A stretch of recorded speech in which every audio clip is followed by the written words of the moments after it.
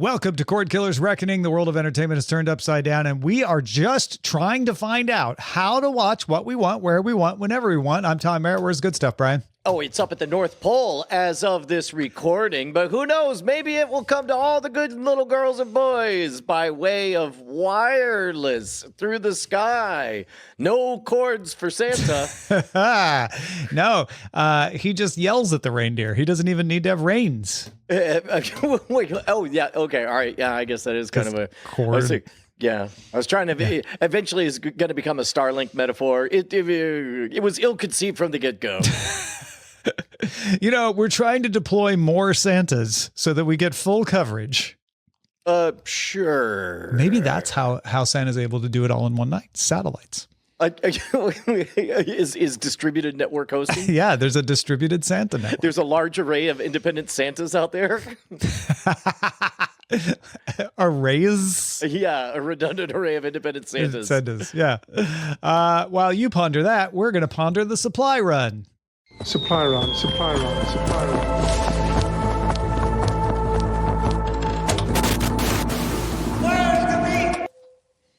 With more than 250 million views and 1 million social posts, Superman has become the most viewed and probably most talked about trailer in the history of both DC and Warner Brothers. That's what James Gunn, the maker of the Superman movie that the trailer is about, posted on X. The trailer is out. Gizmodo has a blow-by-blow breakdown of every single reference that they could glean from the trailer. Gunn says that he hopes the trailer leaves you with the emotions you will feel after you watch the movie. Brian, what'd you think of the new Superman trailer? I discussed this a little bit with Justin on the bonus podcast for Great Night, and I stumbled across, I just sort of blurted it out, and then I ran the numbers, and I think this is true. This experience with where they're headed with Superman might be the most authentic comic book experience ever brought to cinema, by which I mean it's very clear that this is a lived-in universe that is in the middle of happening right now. Like, as Justin put it, if the door kicks in and all of a sudden there's Wonder Woman there, you're not going to get a scene where Superman is like, what? Who's this? You're going to be like, it's going to be, hey, Wonder Woman, what's up? And that is the authentic experience all of us got when we came to comic books, because nobody decided, I'm going to start reading comic books. Bring me Action Comics #1, please. Yeah, and yeah. So I can begin. And there are, maybe there's one person who started reading Superman with Action Comics #1 when it first came out, and there wasn't any choice, but probably not many of them, and they're probably all dead by now. Yes, exactly. But most of us got the experience of, like, we just came in on a story in the middle of this world that's happening all around. And that is, I believe, for the very first time, what we're getting from this movie. And even the Marvel Cinematic Universe couldn't resist beginning with, what if a man had iron in the very beginning? Yeah, it sounds like we won't even get a flashback, which is what we got with the Christopher Reeves. It was like, meanwhile, let's tell you how we got here kind of thing. Like, we're just going to have a story, at least according to Gizmodo. The crash of Superman at the beginning of the trailer is the beginning of the movie. When I watched the trailer the first time, I assumed this is the battle scene. Okay, this is towards the end of the movie when he's having the fight. But apparently they are starting with that. And I don't know if it's a, flash forward and then we go back and here's how we got to that point or what. But we're going to start with Superman getting beat the crap up. That would make sense. Like, if you're doing a 3-act structure, oftentimes the first act is sort of the entire movie in miniature. And so it's not unusual to start a first act at the lowest point, at the end of Act 2 of Act 1. Does that make sense? Like, yeah, right. So it's like you have context, like, oh, we're at the low point of a battle, and then we wrap it up with him being awesome or something. I do think it's interesting, and they're right to tout the social proof of the fact that this is the most watched, talked about, dissected anything. First of all, that's #1, a testament to the fact that everyone zipped their lips, they kept their mouth shut. I'm sure there's all kinds of websites where the rumor mill was in overdrive, but by and large, none of that leaked into the mainstream pop culture. We weren't hearing about this over the top decision happening behind the scenes. So good on them. But the chatter, I assume, is actually kind of a testament not to how good or not good this particular trailer is, not to how good or not good the movie is because it ain't come out yet, but more it's an indicator of just the unmet need in the universe, how much people desperately are hoping that this gets done right. This is the kind of action you see when people are worried about a thing and they desperately want resolution. Yeah. Not when it's being introduced. I think DC fans in particular are looking at this trailer and thinking, I see the signs of a Marvel Cinematic Universe. And in a way that isn't imitative, that it has got its own DNA, right? Like we are seeing not the Justice League, which is the obvious. We are seeing something different. We are seeing something where it's like, oh, that's a character, but I know they come from All-Star Superman. Oh, that's a character I know that was introduced, early on in Superboy. Like what James Gunn is showing off in this trailer, I think subliminally maybe, is his depth of knowledge of the DC universe and how he took that and incorporated it into the story, or at least that's what the trailer is promising. Yeah, and that makes sense. Like a good trailer is going to kind of say different things to different audiences all at once. To the casual popcorn people, it's going to be, do you like Superman? Does this look good? Come see the movie. Okay, yeah. Will do. To the people who only know, the television genre or the previous movies, you're going to take away a different message. And to the hardcores, if you're doing it right, you manage to satisfy everyone all at once by giving just a little bit of delicious candy for the real heads who have been there, for all the ups and downs. Isn't it wild, Tom, that DC, to this Marvel fanboy's eyes, unfairly ruled the world of the movies, and Marvel was relegated to the minor leagues of, television with some Incredible Hulk and a couple of spinoffs, a Saturday morning cartoon. And then those roles got reversed where movies were dominated by Marvel. And really the only thing DC could do right was television. And then now we might be at the dawning of flipping those roles again, because the best Marvel stuff seems to be in television format now. We're streaming. Yeah, interesting. And it all happened because Disney temporarily fired James Gunn. Yeah. Do you even remember what that was about? No. It was. If I think about it hard enough, I'll probably remember. But being honest, gut reaction when you said that, no, I don't really remember why. Old tweets? Was it old tweets? It was an old tweet, and specifically, it was like. I don't know if there are children listening to this, but there's a whole genre of raunchy jokes where what's the best thing about having relations with 21-year-olds? There's 20 of them, that kind of thing. But it was that kind of pedophilia reference that in a tweet that was years old that surfaced, and then that got him fired. And man, I remember it's one of the few times I engaged in subtweeting where I just sort of said out to the world, man, when you have no power, transgressive humor is one of the few tools that you have. And once you're in a powerful position, I don't know that people should be held to account for what they did when they didn't have power. Although pulling it back out like you just did is going to make a lot of people suddenly not want to see Superman. You know what? If that is one of those people, then they should write us at cordkillers@gmail.com. Yeah.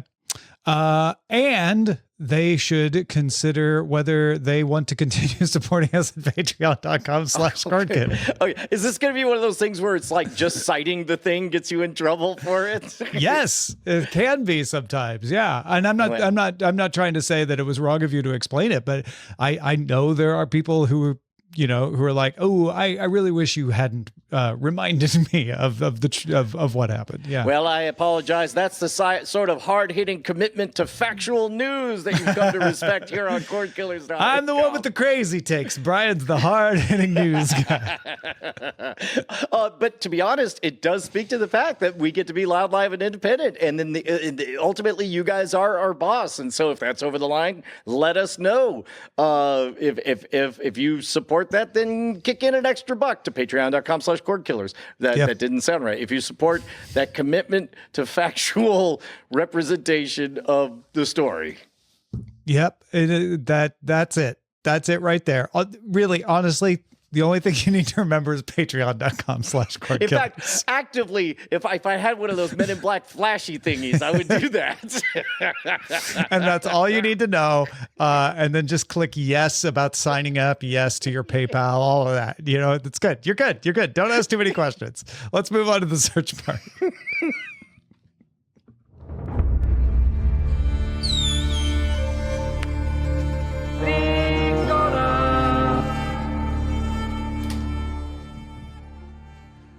Netflix has agreed to stream the FIFA Women's World Cup games live in the United States for 2027 and 2031. Broadcast will be in both Spanish and English, as well as including supplemental coverage leading up to the tournament. You know, some analysis shows, interview shows, documentary programming. World Cup takes place over the course of a month with 32 national teams. So the second big sporting event after the NFL. You could also count WWE and the Tyson-Logan Paul fight as sporting events. Netflix is doing sports. They're doing live sports, Brian.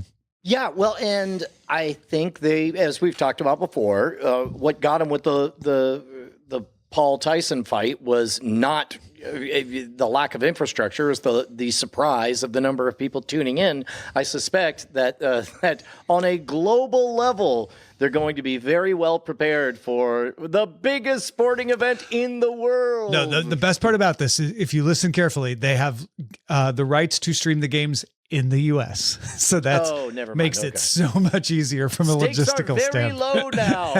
Yes. Because when I first saw this, I was like, ooh, Netflix locked up World Cup rights for the entire world? No, they locked up the Women's World Cup rights for the United States. But that, I think, is also an interesting part of this, because Netflix has previously leaned towards, we want worldwide rights if we get rights for anything, not just sports. And so they decided that even though they were only going to get the U.S. rights, that was worth it for them. Okay. Can I engage in a little bit of crazy conspiracy thought? Sure. So in general, Netflix is getting better and better at tracking down which VPN services and people are using to subvert geolocation and that kind of stuff, and so they shut it down. This one event might be the kind of thing, if they have streaming rights just in the United States.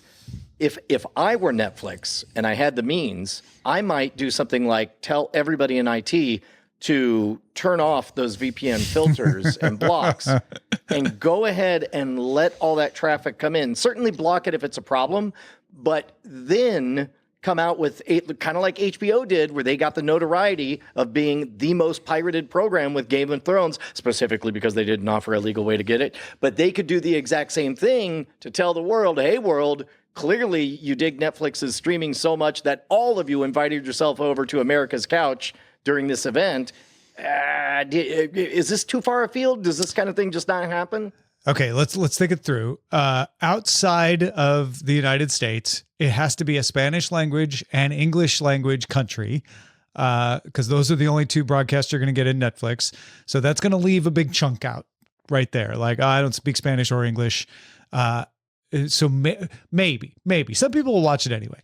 Then you get do I have an easier and cheaper alternative in the country that I'm in? Right. So if I'm in the UK, the BBC is going to have it. I think, I don't really know, but let's assume they did. Right. And I can get that already. So I don't need to pay for Netflix. Even if I pay for Netflix, I don't need to use a VPN. Oh, that does kind of turn my thing around, because it assumes that you would have an account in America to log in on.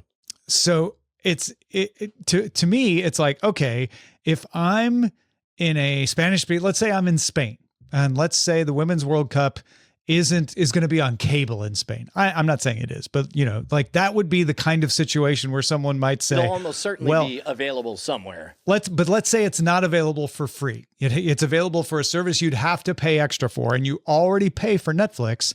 That would be the person who is like, well, I already have Netflix. If I just use my VPN, I can pretend I'm in the US and then watch the Women's World Cup there. And not have to pay for an extra service.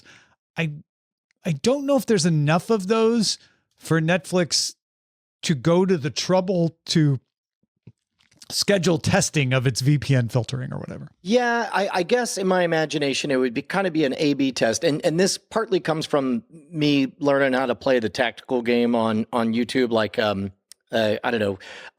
Today, there are two shorts. One is the trick performed. The other is the explanation of the trick. I wanted to see what would happen if I just released one and the other was unlisted. So the only way to get to it would be to click through as a linked video or whatever. I wonder if it would be worth it to just do that just to see whatever that number is, because if it's surprisingly high, now you get free PR for the cost of, I don't know, $1,000 for a PR press release to go out, then it's probably not worth the trouble to think about or even do. I do think, though, if they decided it was worth the trouble, that it wouldn't be turn it off, because that's trackable and that's probably a violation of your contract. But it could be like, oh, we didn't think about the fact that we were bringing down our VPN filtering for maintenance during that month. Like it would have to be something like that, I think.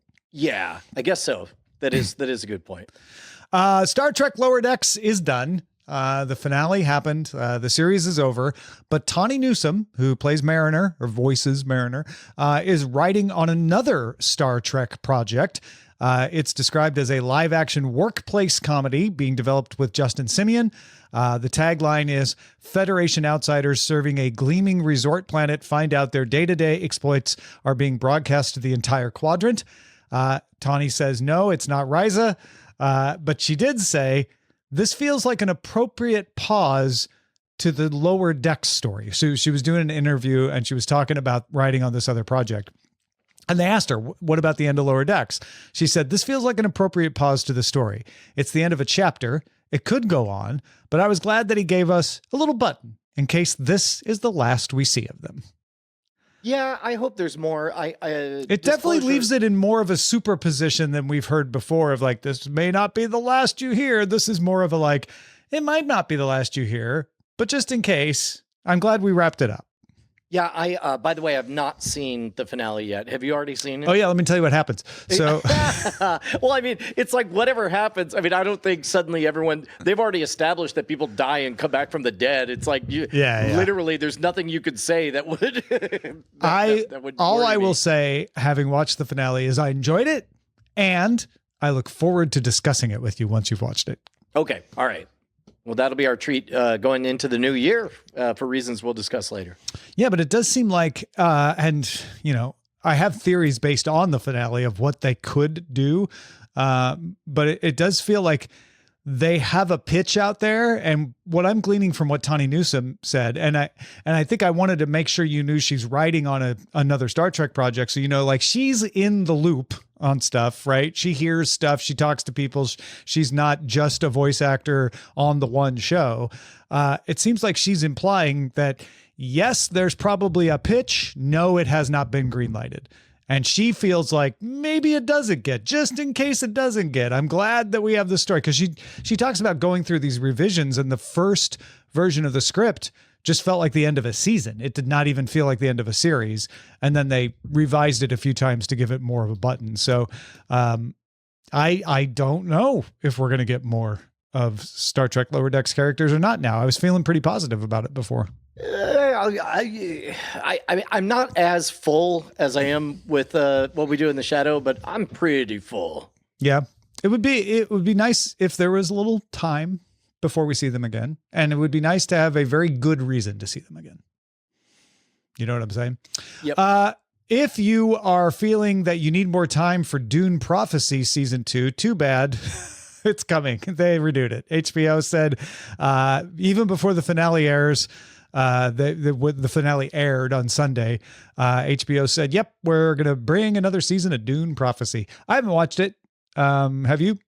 No. In fact, I'm going over to RottenTomatoes.com to see what the buzz is on it. At least one of my friends was actively disappointed, but not enough for HBO not to give it a second season, I guess. Yeah. Oh, no, you know what? Wait. Nope. That's the movie. Dune Prophecy is still fresh at 70%. Okay. So the other nice thing about TV is you do get an opportunity to course correct. And for a franchise this big, you know, a first season could be rough around the edges. And as long as it gets good going forward, that can make all the difference. So Spinco's Rotten Tomatoes says 70%. Amazon's IMDb says 7.3 out of 10. Spinco's. That's who's gonna. I know they're not there yet, but by the end of the year. I'm gonna hold that to their face long after. Sonic the Hedgehog 4 is getting a 2027 release date. Who would have guessed? Sonic the Hedgehog quietly would become a franchise like this. I believe this is almost certainly related to, there was an article recently about Jim Carrey saying, yep, turns out I still have to work to make the millions.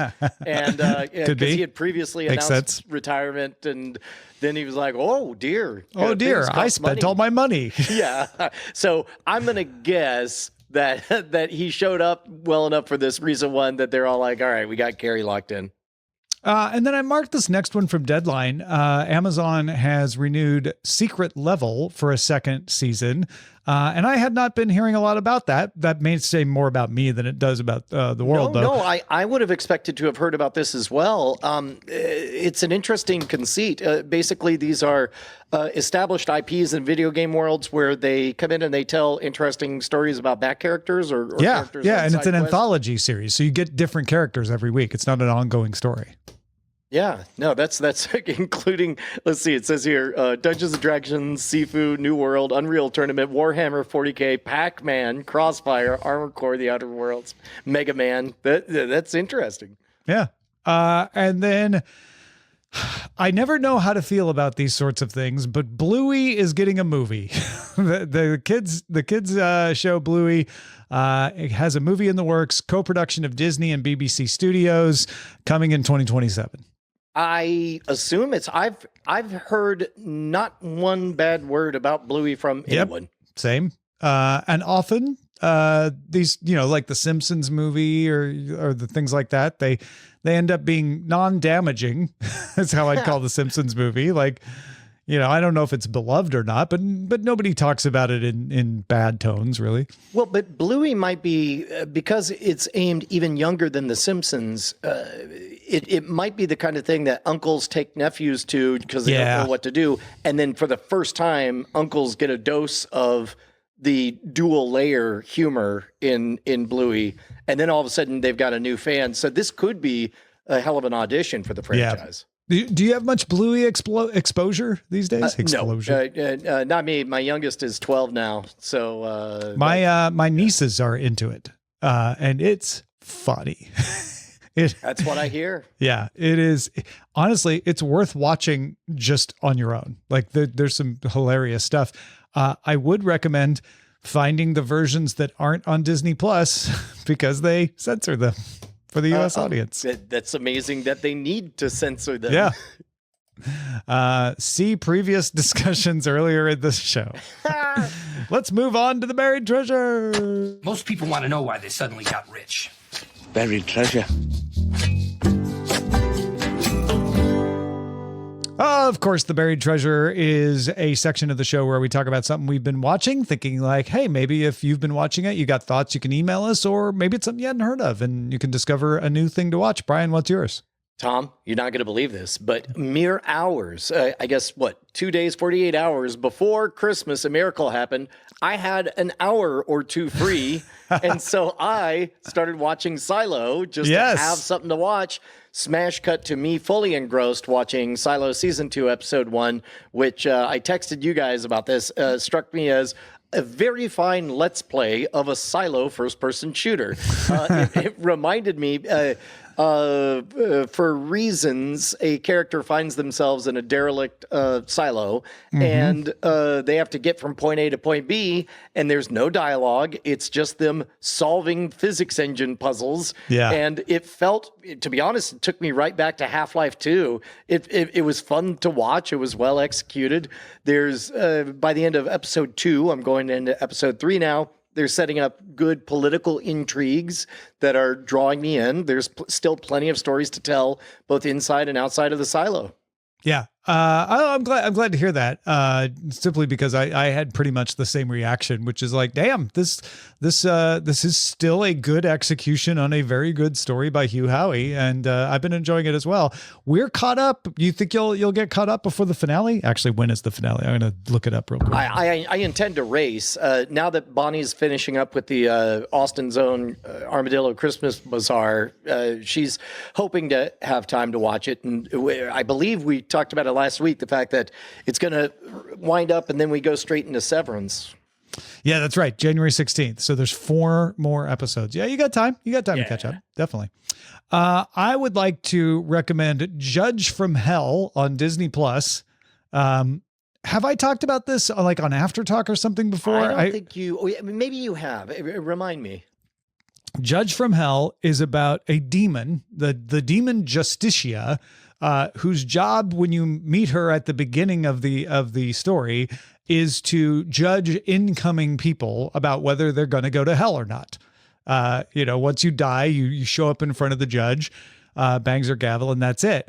Well, she accidentally sends someone to hell that wasn't supposed to. And so Baal, the demon in charge of hell, and these are loosely based on actual, biblical characters or whatever. Baal shows up and was like, you effed up. So as punishment, you're going to Earth and you have to find 10 unrepentant murderers and send them to hell earlier. And you have to be their butler. No.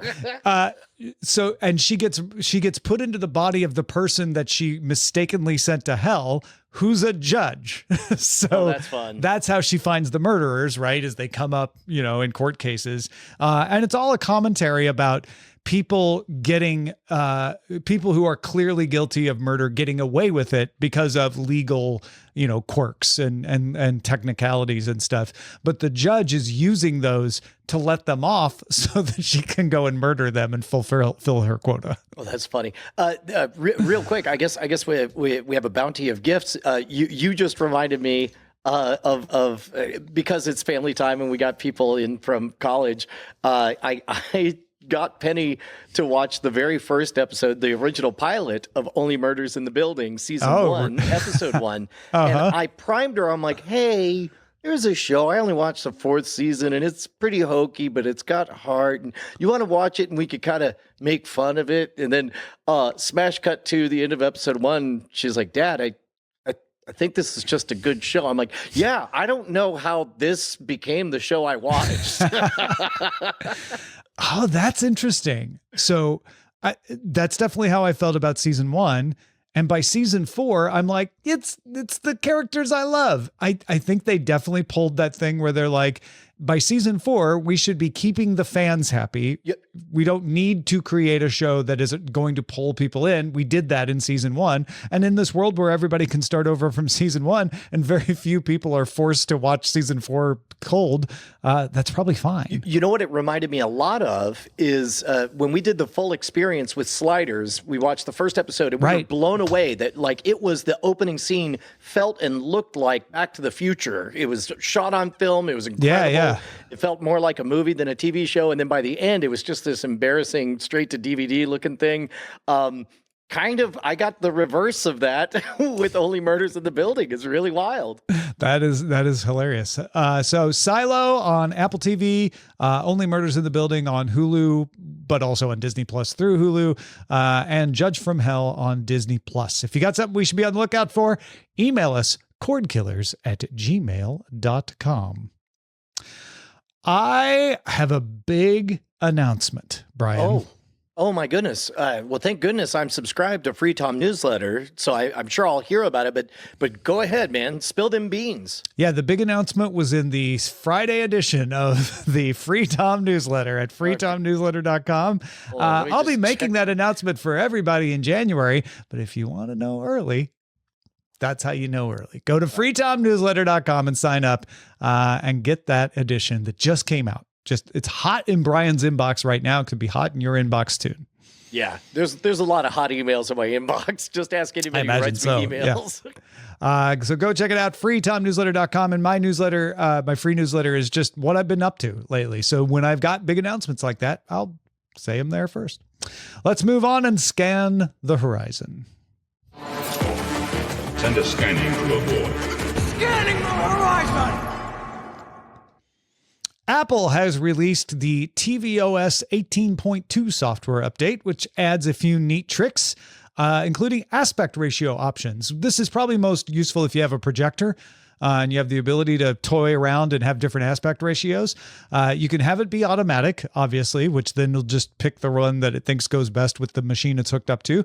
But your options are 16:9, which is your typical HD TV, 21:9, 237.1, 239.1, 2.401, DCI 4K, and 32.9. If you don't know what those mean, you probably don't need them. But if you do, they're there in the Apple TV. There's also a Snoopy screensaver. I was about to say, wait for it, and a Snoopy screensaver, which kind of subverts the projector theory. The Snoopy screensaver is separate from the aspect ratio stuff. Yeah. Last year at CES, LG demonstrated wireless 4K TVs, but only for its most expensive M series OLEDs. It's now rolling out the Zero Connect box to its QNED Evo lineup, which are less expensive LCD TVs. And if you don't remember how it works, you plug your sources, so your game consoles, your Roku boxes, all of that, into the Connect box wherever is convenient. And you plug that in wherever it's convenient. As long as you're within 30 feet of the Connect box, your TV can receive 4K video at up to 144 hertz from the Connect box. Also, QNED TV's got some other updates that make the colors appear closer to what they look like to the naked eye. They got an AI button on the remote to bring up an assistant to do personalized searches based on your viewing preferences as well. And now you can get one with a wireless connection. The moment I hear this, it triggers in my mind just a probably unfair assumption that that it works just well enough to demo, at your CES or what have you, but that it could be interrupted or there'll be glitches or hiccups. It's like latent Wi-Fi PTSD that I have. It's like I did you a disservice by mentioning that this was at CES last year. If I had just said LG is now selling more TVs, more affordable TVs with its wireless connection, you probably wouldn't have had as much of that reaction. Yeah, well, and also there's something weird in my brain that the moment I hear of a service, I try to think of how to break it or whatever. Yeah. There is some latency involved in this. So if you are hooking up a game console, it's probably, if you don't care so much about every little bit of latency, it's probably fine. It's not that much. But I wouldn't, do professional gaming over it or anything like that. However, as far as your Roku goes, it syncs up the audio and everything, and it works well. So there aren't a lot of complaints that I've seen about it other than its price. And now you can get it on less expensive televisions. Very cool. The Roku channel is now the streaming home of the upcoming Winter 2025 X Games in Aspen, Colorado, as well as the event set for next summer. So Roku channel is the streaming home of the X Games. If you're like, wait, didn't ESPN own that? ESPN sold its majority interest in the X Games in 2022, but it still holds a stake, and it will still be the linear cable partner. So that I'm curious how that works, where Roku gets to stream the X Games, but you can watch ESPN on cable. But what if your cable's YouTube TV, which is streaming? I guess it's fine. But when Disney launches its ESPN editions on Disney Plus, does that mean Roku gets the X Games there and not Disney? I don't know. I have a lot of questions about how that all shakes out. I think, and again, this is me supposing, if anybody has insider information, hit us up, cordkillers@gmail.com. But this feels to me like a natural fit. The only place I've ever seen the X Games have been at neighborhood bar and grills, and sports bars and stuff. And those places are most likely to have your Atmosphere TV or your Chive or what have you, all of which run on a Roku channel or some other streaming stick, what have you. So all of that seems like a real fit for this. And then also, ESPN will bother to have it on its linear programming as well. And finally, Disney, Warner Brothers Discovery, and Fox lost their attempt to get the Fubo lawsuit thrown out of court. If you recall, Fubo launched a lawsuit against Venue. Venue was a sports service that those three networks, or those three studios, those three companies, had put together to combine all their sports offerings in one service. Fubo said they won't sell us their sports rights at a competitive price because they're holding it for themselves. That's antitrust. Whether or not you think that will prevail in court, the courts think they have enough of a chance that they have issued an injunction against Disney, Warner Brothers Discovery, and Fox starting Venue. And their last chance to get that injunction thrown out failed. So the next step is an appeal against the injunction preventing the launch of Venue. That'll be held January 6th. And if that gets thrown out, either way, actually, Fubo's lawsuit against the launch of Venue doesn't begin until October 6th. So Venue was supposed to launch last fall with NFL. It didn't because of this lawsuit. And it looks like Fubo has a chance of keeping it from launching next fall as well. Well, and in the bonkers funhouse mirror of logic that makes sense in a courtroom, this is, I assume, a major victory for Fubo because they made a sufficient thorn in the side, because ultimately a lot of these things, these are all gestures and overtures that companies make because they want to bring people to a bargaining table so they can get some kind of what they perceive as equitable deal out of the whole thing. So in this case, the mere fact that their case had enough credibility that it wasn't able to get slapped right out of court is possibly the only major win they are going to need to get what they want. Yeah, absolutely. One more thing. What was the thing about that we had on January 6th last week? But here comes another one, man. Yeah. Name three, Tom. Three things about that day. Couldn't possibly think of another thing that day is known for. Let's move on to the chatter. You've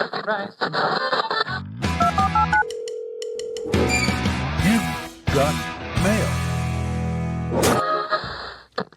We got lots of good responses to the story about LG backing out of making Blu-ray players for now. Bai Shen said it hit them extra hard. The concern is about the reduction in the number of choices for consumers, as it's another sign that we're being pushed into renting forever and owning nothing. What does give me hope is that Disney finally seems to have realized there's a market in the discs, and I think what they're doing is unfortunately going to end up going mainstream. Discs become collectibles instead of mass market. We also got Richard Gunther, who says, I'm a physical media guy, and I haven't used a physical disc player that isn't a game console or a computer accessory in about a decade. And from what I could tell, both Sony and Microsoft still offer consoles with ultra-high-def Blu-ray players. And finally, G. Cornell wrote, no big deal if LG or Sony stop production, more sales for other brands like Panasonic. Desiring a top performer, purchased a Panasonic DP UB9000 superior to anything from Sony or LG. Own a decent collection of movies and concert discs and occasionally purchase a new disc in good shape. Viewing is via projection in a dedicated home theater. So that is, those are our three representative samples of what happens when you get rid of Blu-ray players. We've got Bai Shen, who's worried about the competitive landscape, and does this mean we're just going to get worse and worse options? Richard is like, I'm the problem, but not a problem for me because I just use my game console. And then G. Cornell, who's like, actually, there's better brands out there. So G. Cornell kind of helping Bai Shen feel better, saying, don't worry about LG reducing competition. There's great options still. Also got an email from Sean who said, Tom, Brian, and Amos, if Tom's approach was taken and YouTube pivots to YouTube Premium with add-on channels that are ad-free, the profit maximalist end goal would not be that you'd be able to sign up for AMC FX broadcast networks for $5 to $10 a month, but rather you'd be hit up for $2 to $3 for Better Call Saul, Atlanta, and SNL, or any other specific titles that would tally up to be more than an all-you-can-eat for some households, but not for most. YouTube isn't interested in keeping the carriage fee regime for the networks, so this would be a way to transition to a post-network world of TV. This whole thing is reminding me of something. I can't quite put my finger on it. Continue enjoying my employment as a Patreon boss, as Patreon goes from per creation to per month. You're doing a great job. Keep up the good work, Sean. Yeah, so I thought this was interesting because there's a number of channels that I would get specifically just for one show, and I assume what he's alluding to is the balkanization of all the services.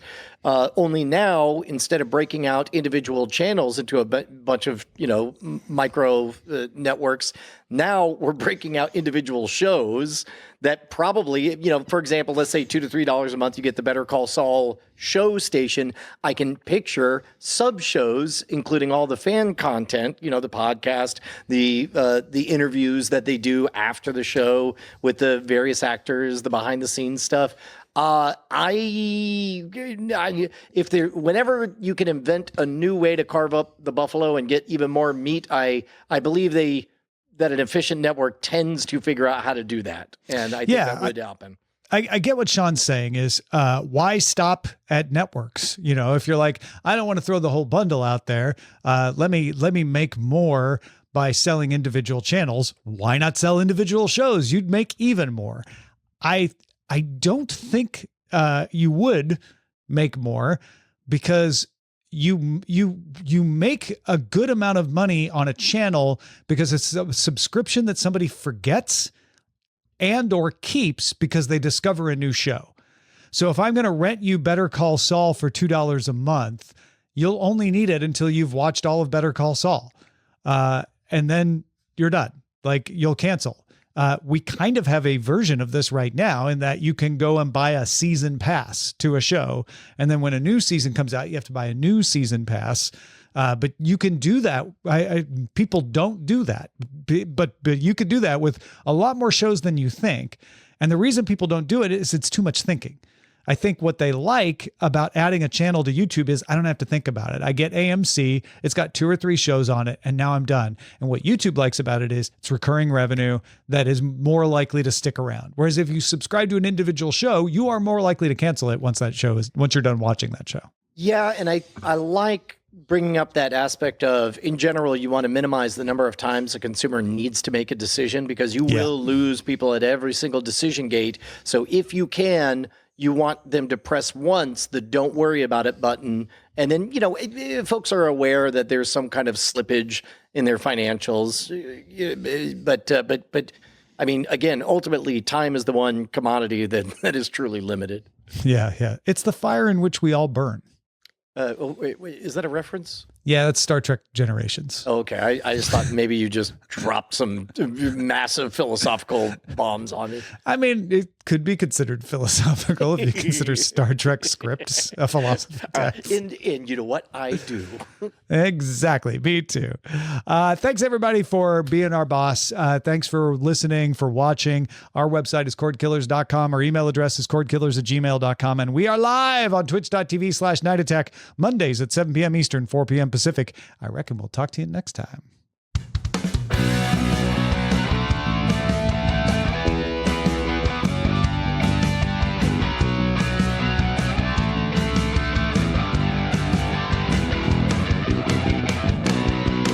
Diamond Club hopes you have enjoyed this program.